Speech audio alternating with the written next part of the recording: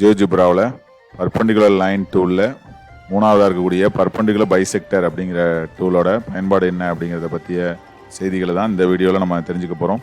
Perpendicular bisector அதாவது மையக்குத்து கோடு வரைய வேண்டிய கணக்குகளுக்கு இந்த டூலை நம்ம யூஸ் பண்ணிக்கலாம். தேவையானது பாருங்கள், செலக்ட் 2 பாயிண்ட்ஸ் ஆர் 1 செக்மெண்ட், அதாவது 2 புள்ளிகளை செலக்ட் பண்ணோம் அல்லது ஒரு கோட்டு துண்டை நம்ம செலக்ட் பண்ணணும்.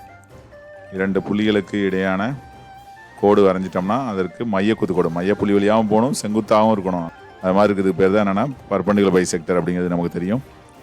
இப்போ ஃபஸ்ட்டு நமக்கு தேவையானது பாருங்கள், ஃபஸ்ட்டு 2 பாயிண்ட்டை செலக்ட் பண்ணிக்கும்.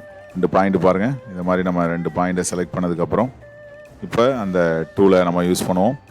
மையக்குத்து கோடு அப்படிங்கிறது பார்த்திங்கன்னா மொதல் புள்ளியையும் 2வது புள்ளியையும் கிளிக் பண்ணோம்னா நமக்கு தேவையான மையக்குத்து கோடு கிடச்சிட்டு பாருங்கள். இது எதுக்கு செங்குத்தாக இருக்கும்னா ஏபி இணைக்கக்கூடிய கோட்டிற்கு செங்குத்தாக இருக்கும்.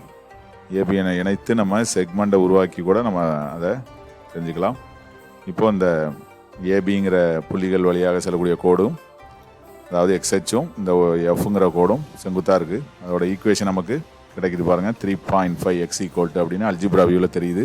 பாயிண்ட் டூவில் இருக்கக்கூடிய இன்டர்செக்ட் டூலை பயன்படுத்தி இந்த 2 லைனும் இன்டர்செக்ட் ஆகிற புள்ளியை நம்ம சீனு கண்டுபிடிச்சலாம். சி பாருங்கள் 3.5,0.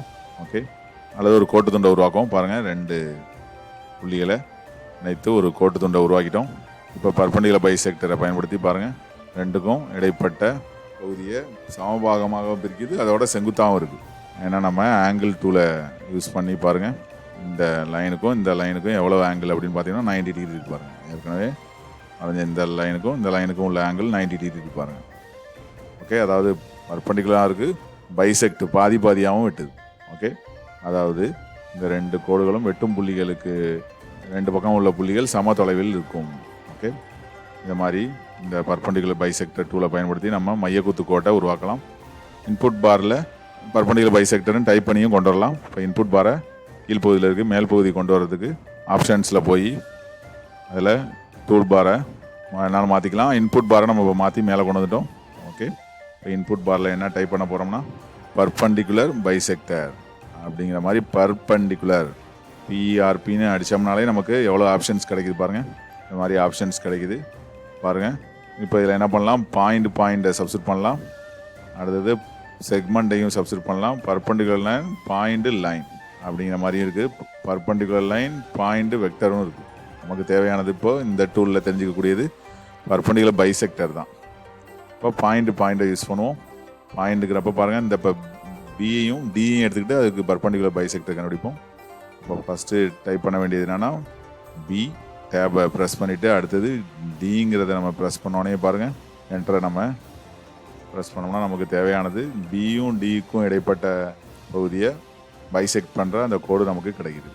இதே மாதிரி பாருங்கள், இப்போ நான் ஒரு செக்மெண்ட்டை உருவாக்கிட்டு அதுக்கப்புறம் அதோட நேமை நான் இன்புட் பாரில் டைப் பண்ணி கொடுக்குறேன். பாருங்கள், பர்பண்டிகுலர் பிஇஆர் அப்படின்னு அடித்தோடனே பாருங்கள் பர்பண்டிகுலர் பைசெக்டர் செக்மெண்ட் அப்படின்னு கேட்குது. இப்போ செக்மெண்ட்டுக்கு இப்போ என்ன கொடுக்கலாம், இந்த எல்லுங்கிறத கொடுப்போம்.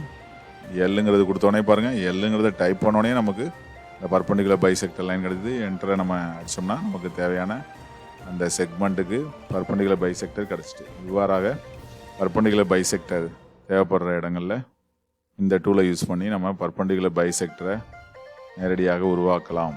ஓகே, இந்த வீடியோ உங்களுக்கு பயனுள்ளதாக இருக்கும்னு நினைக்கிறேன். தேங்க்யூ.